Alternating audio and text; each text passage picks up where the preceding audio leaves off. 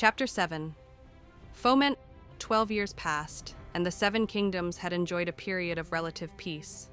With Robert and the Lannisters in charge of most everything, very few were willing to make any kind of move against anyone else. House Greyjoy kept the waters safe, and the battle tactics of our people were refined with every pirate lord that thought to try and test us.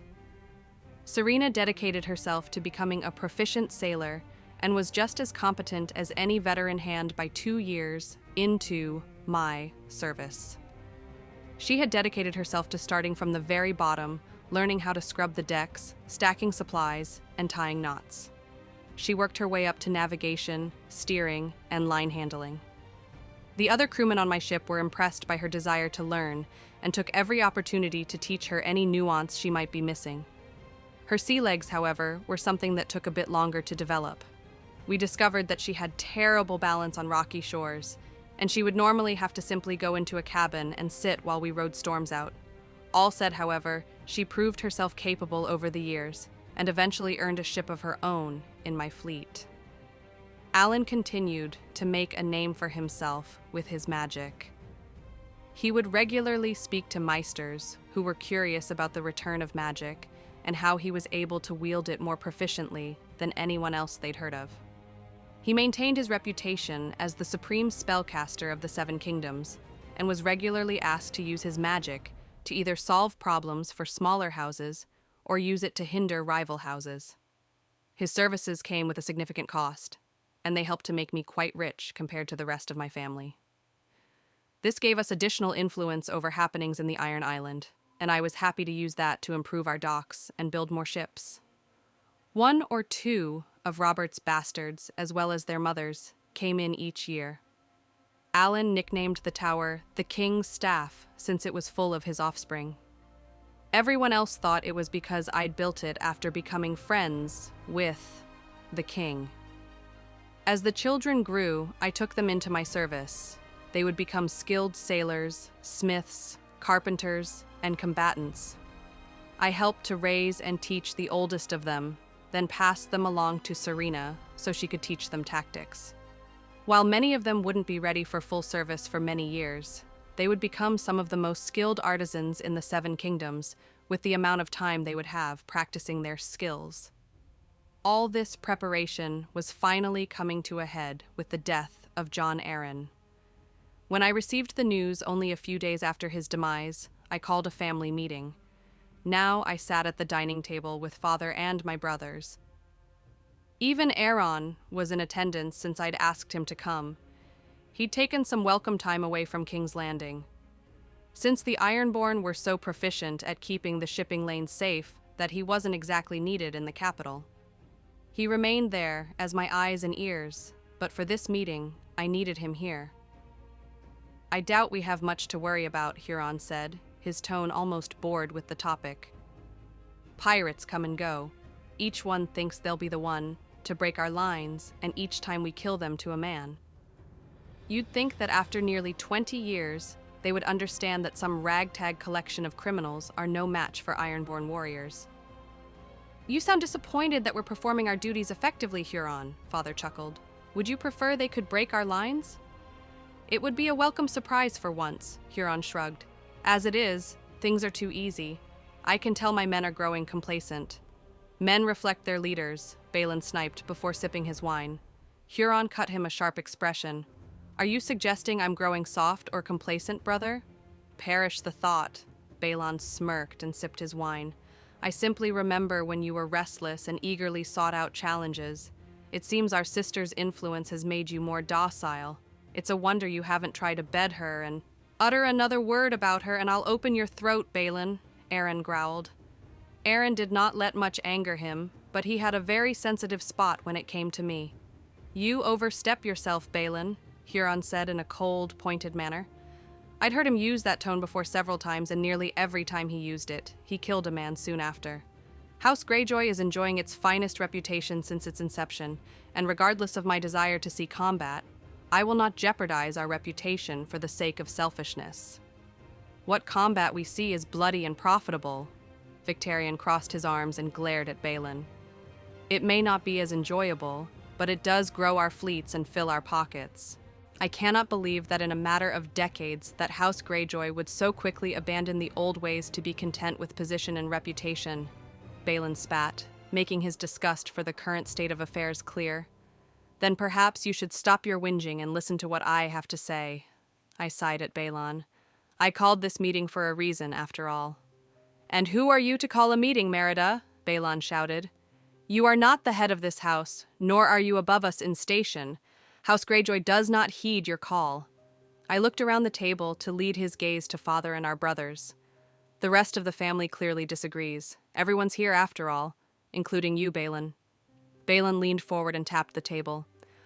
Rest assured that I would not be had Father not insisted. I have no desire to answer the call of some up-jumped whore who... Balon's words were violently cut off by Aaron's mug shattering against his face. Aaron stood and drew a dagger from his hip, pointing it Balon's way. What did I just tell you, Balon? What did I say? Father raised a hand and gave Aaron an authoritative expression. Aaron is right, Balon. Merida is a Greyjoy. It doesn't matter how she became one. She is blessed by the drowned god and elevated by King Aerys before his death. There were scant minutes when she was not a part of this family, and I'll not hear any talk of that from now on. Am I understood? Balon was staring daggers at Aaron as he wiped his face clean of wine and blood. As you wish, Father. Aaron still looked like he was ready to throttle Balon then and there, but he reeled in his anger and sat back down. Euron and Victarion both seemed upset with Balon as well, but were remaining tempered. For now. I knew neither of them were truly pleased with the way the Ironborn's culture had changed since I arrived. In fact, if it weren't for the occasional skirmish with pirates or smugglers, they likely would have done the occasional raiding if they thought they could get away with it. Our new position essentially shackled the Kraken and forced it to domesticate, even against its own nature. I fully understood that if I wasn't around, the Greyjoys would still be pillaging looters and barely scraping by. That fact didn't seem to please my brothers, however, as I understood that their grandfather had raised them to respect the old ways, while Father worked to slowly wean our people away from them. Father waited until the tension in the room had died down a bit before looking at me. Now, Merida, you've called us together for a reason. Would you care to share what that reason might be? As all eyes focused on me, I gave a smile. The reason should please my brothers, actually, if not our father. The drowned god sent me a dream recently. In this dream, I saw a kraken attacking a great black bear. 3 of its tentacles burst from the waves and dragged the bear into the ocean. Once the bear drowned, the kraken claimed the land that the bear once lived upon. My brothers stared at me silently for some time before Father broke the silence. Aaron, have you considered the meaning of this dream? I have to believe Merida already consulted you about it. Aaron nodded. She did, Father. And I believe that the drowned god wishes for House Greyjoy to take Bear Island. The 3 tentacles of the Kraken must represent Victarion, Balon, and Euron, as they are true-born Greyjoy captains. The drowned god doesn't wish for his precious priestess to carry out his will? Balon sneered at me. I glared back at him. I am obeying his will by telling you what he wishes to have done, Balon. If he does not wish me to go, then I trust in his will. I may be kept behind for a different purpose. Euron leaned forward and looked at me. You are sure this is what the drowned god desires? His expression was searching, boring into me, as if looking for the truth of the matter. I only dreamt the dream, Euron, I replied, then motioned to Aaron. It is Aaron I trust to interpret it, and that is his interpretation. We cannot simply attack Bear Island without cause, Tyrion said thoughtfully. The king would see it as a betrayal and send his fleet. Balon laughed. So what if he does? Each of our fleets dwarfs his. All of them combined are unmatched. And besides, He will not have time to respond to our aggression since he's traveling the King's Road, north to Castle Stark, or so says Aeron. Gone to tell old Eddard that he's hand now. You're all forgetting the thing you need before leaving, or considering the King's reaction. I interrupted their debate. And what is that, dear sister? Euron smirked. Father's permission, I replied, and looked to Father. It may be the drowned god's will, but Father is the head of our house. You cannot put wind to sail without his allowance. Father looked at me, and then to Aeron. You're certain this is what the drowned god desires, Aeron? Aeron sat back in his chair. I have consulted with the other drowned men. We spoke at length about the meaning behind Merida's dream. While this was my interpretation, the others agreed that it was correct. I have to believe that the collective wisdom of the drowned men is correct in this matter. The drowned god desires House Greyjoy's captain sons to take Bear Island. Has the drowned god given you any other visions about what will happen after this battle should I approve of it? Father asked me. I shrugged, lightly. Only a vision of a hammer hovering over an anvil placed at the center of the Iron Island with 6 stars shining around it. Father looked to Aeron. What make you of this portent? To this we could only speculate, Aeron confessed. The consensus is that the 6 stars represent each of us here at this table, the acknowledged leadership of House Greyjoy. We believe the hammer and anvil represent the Ironborn will be reforged into something greater under the guidance of these bright stars. New territory and further glory ahead, Victarion grinned. The drowned god must truly see this as the dawning of a new age of glory for House Greyjoy. Balon wheeled on Father. You cannot be thinking of denying us this chance, can you? Aeron and Merida both agree that we should do this. It does seem like a prime opportunity, Euron agreed. If Merida was truly given the dream by the drowned god, and Aeron believes this is his will, I must insist that we be allowed to act on it. We can have our fleets ready in a week's time. I would not take your entire fleets, I said cautiously. And why not? Balon asked incredulously. With those numbers, we could overwhelm Bear Island and the Mormonts handily. Be that as it may, I replied, but your fleets are made up of many sailors who came aboard because you were no longer pillaging and facing the king's wrath. How many ships do you think would remain loyal if you told them you were going to go against the wishes of the king? 1? 10? Perhaps dozens? Could you afford for any of them sending word to King's Landing? Merida's right, Euron nodded. Our fleets are only so large because we've been bolstered by those who never sailed to raid. It would be foolish to think they would change their minds after so long. What would you suggest we do, sister? Victarion asked. If I had been chosen for this, I said thoughtfully, I would take 10 ships of my most loyal men who would follow me to the edge of the world. Anyone with any less loyalty would waver in the face of this prospect. Keenly considered, sister, Victarion nodded.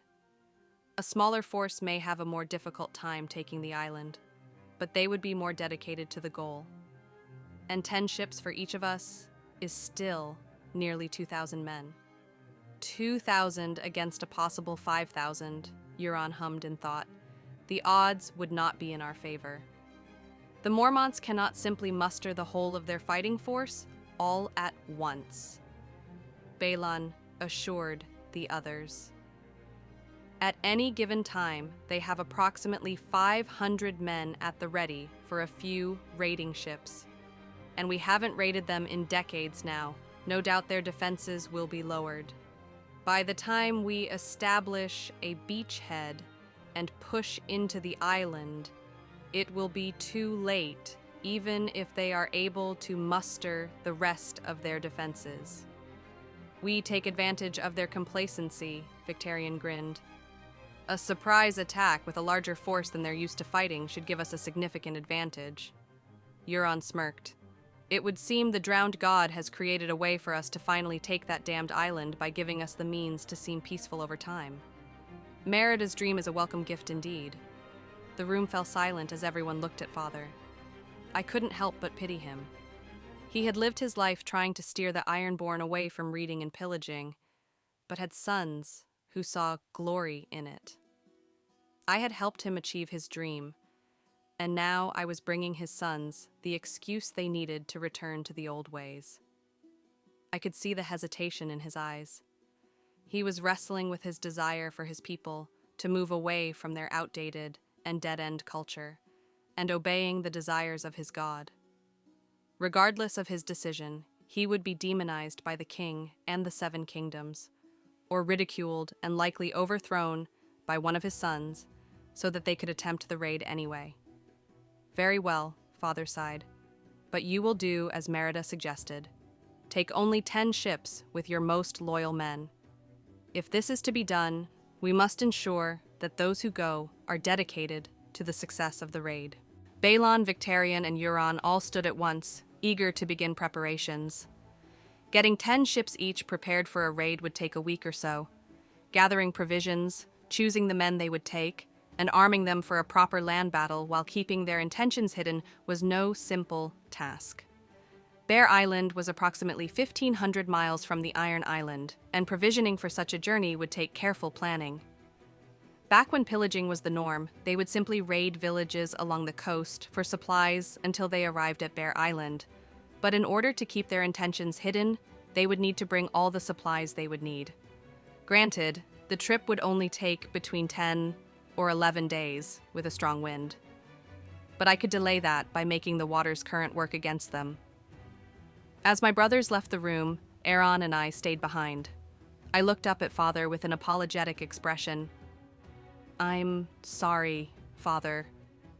I know this isn't what you want, but you must pass on the messages the drowned god gives you, he finished, nodding in understanding. Your brothers see only the opportunity to return to the old ways, Merida. For my part, I would not have agreed to sending them if I didn't think they would have killed me for the chance. I arched my brow and looked at him, curious about what he was thinking. Do you not want them to go? I cannot stop them from going, even if I wished to, Merida, was his reply. I looked up at Aaron and he gave me a firm, assertive nod. I turned back to Father. I can stop them. Father chuckled at me. I'm afraid that would start a war within our house, my dear. I would not wish to see that. That needn't be the case, though, I offered. My fleet is already prepared to leave for our patrol of the Seven Kingdoms. The majority of Euron's fleet is still out on their patrol. All I would need to do is wait for them to leave port and follow them with the entirety of my fleet. Alan, Serena, and I could stop them. Merida! Father gasped with a mixture of surprise and horror. You would kill your brothers and thousands of your countrymen to stop them from fulfilling the desire of the drowned god. Merida does not agree with the assessment of the drowned men in this matter, Father, Aaron admitted. She does not believe we should breach the peace that you have worked so long to establish, even if it flies in the face of the drowned god's will. King Robert has been a stalwart ally of ours ever since we helped him take his throne, I insisted. To turn our cloaks like this and betray his trust would set the Ironborn back by generations. Please, even it means I must battle against my brothers. It would be better than damning our people to scraping by on the island, shunned by everyone once again. Father's face was a mask of sadness, but resigned conviction hardened within that sadness, and he sat up straight. You speak with wisdom, Merida. Regardless of the desires of the drowned god, we must see to the preservation of our people. And though it saddens me to admit it, I know in my heart that my sons would have returned to the old ways once I had passed. For the people of the Iron Island, the captain, sons of House Greyjoy, must fall. He looked at me with determination. Do what you must to stop them, daughter. The peace must be upheld at all costs. I bowed my head to Father. As you command, Father. What is dead may never die. What is dead may never die, he and Aaron intoned in response. Aaron and I took our leave from the dining hall. As we walked through Castle Pike, Aaron looked down at me. You did not tell them about the rest of your dream, about the stag, the wolf, and the lion. I looked up at him, giving him a pained expression. Do you honestly think it would have changed their minds? He took several moments to consider the question before shaking his head. No. Father was right. They were determined to drag the Ironborn back to the old ways once again at one point or another. So regardless of the need to stop them now or in the future, we still would have needed to stop them at some point, I sighed. This was inevitable. Better to wash away the flotsam so that the future is clear for our people, Aaron nodded. You see the truth of it. We cannot survive as we have been, and the iron price is no longer what it needed to be in times past. Our brothers could not see that and cling to outdated ideals. Even the drowned men can see the shift where our brothers cannot. Did you pen the missive I asked you to prepare? I asked, preferring to stick to the professional side of the matter. For my part, I was fond of both Victarion and Euron, but I understood they wouldn't change, so I needed to begin distancing myself from them, now, so that the emotional baggage of what I had to do didn't make me hesitate when the time came for action. I did, though I wish you had been wrong and it hadn't been needed, Aaron sighed. Send the Raven tonight, I replied. Robert will have just arrived in Winterfell by the time it arrives, and they'll need to use that time to ride west towards Bear Island. Tomorrow, you'll need to return to King's Landing. The master of ships will need to be prepared to gather the royal fleet if the king commands it. As you wish, sister, Aaron said, and stopped to focus on me. Good luck in the battle to come. I smiled up at him. Good luck with the Vipers in the capital. You know they'll have their doubts about you after what our brothers are going to do. I'll pay them no mind just as I do now, he smirked. I'll see you when you return with the fleet then, I said, then bowed my head and made my way to my quarters. Aaron's loyalty was based purely on my connection with the drowned god. He and the other drowned men believed me without doubt, so long as I professed that what I said was the god's will. I didn't like deceiving Aaron like this, but just as I told him before, this was inevitable. One way or another, the old ways had to die, and if I had to bury House Greyjoy in the process, so be it.